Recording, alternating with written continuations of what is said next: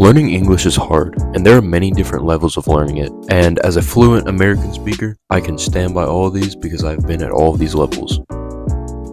At the A1 level, you speak like a goldfish, and you probably just started learning last week in order to get your citizenship. But sadly, all the citizenships are written in American, so you better become fluent soon. This is the level where you start to realize that you better back out now to preserve your innocence. Otherwise, you must commit to the absolute stupidity of the rules of grammar in English, as well as the embarrassment. At the A2 level, you may find yourself a little nervous, but that's not going to stop you, and you want to test out your skills. So when your friend walks up to you and asks how your weekend was with your uncle on his farm, and you reply, "I was helping my uncle, Jack, off a horse," you better stress your uncle's name like your life depends on it, because it does. And if you don't, it means something completely different, and your friend might start frantically shaking and vomiting and foaming at the mouth. Oh yeah, this is also the level that about a 4-year-old would be at, so if you don't want to get outsmarted by a child, you better consider hyper-extensive studying immediately. At this level, you're getting way better, and you're probably now correctly conjugating your verbs. You're still really confused though, because in your native language, there are probably gendered words. In most languages there are. English happens to be an outlier because, for example, a lot of people learning English as a second language probably speak Spanish as their native language, and Spanish has gendered words. I mean, obviously, a chair is a woman and a belt is a man. But in English, there are no gendered words besides pronouns, and all the nouns in English are gender neutral. This is a fancy language term for identity crisis.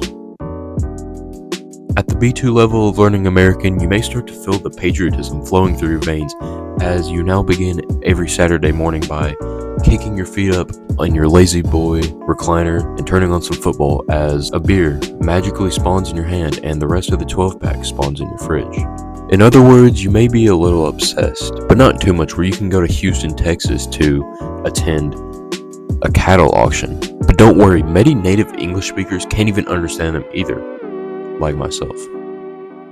Take a listen. Even though listening isn't your strong skill yet, you can now confidently walk by anyone and greet them in fluent American. But the second they start incorporating their local slang, it doesn't take any bilingual skills to run as fast as you can out of there.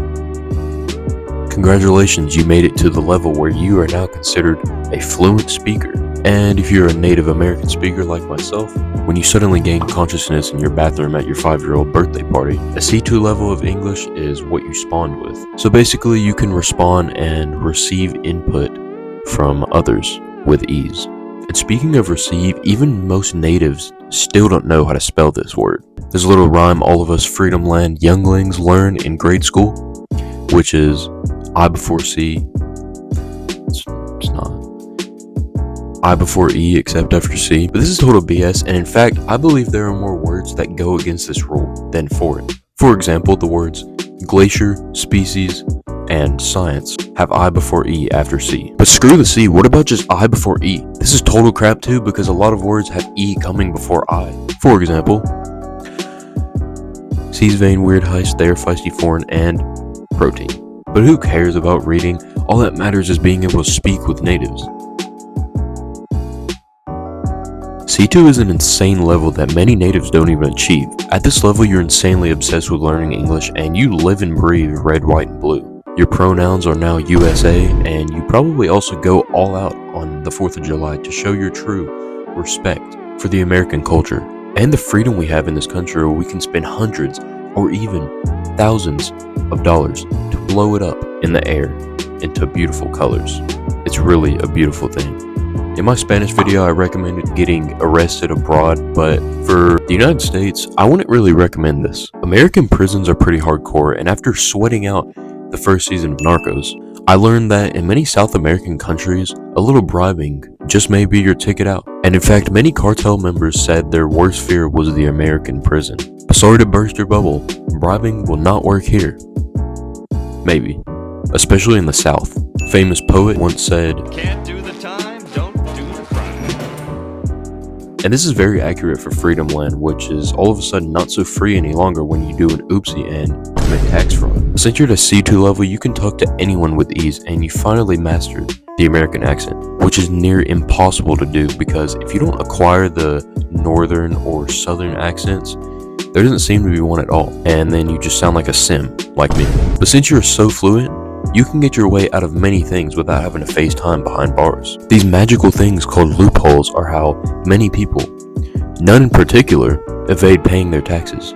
And you can too. Thanks so much for watching. If you want to see another video like this one, leave suggestions down in the comments below. If you want to see another reaction video, let me know what you want to see. If you like the content you see on this channel and you haven't subscribed, please consider subscribing. I'm trying to hit 100 subs before the year's over. It'd mean a lot to me. And leave a like if you enjoyed this video, and I'll see you on the next one. See you later. Holla at you later, boy.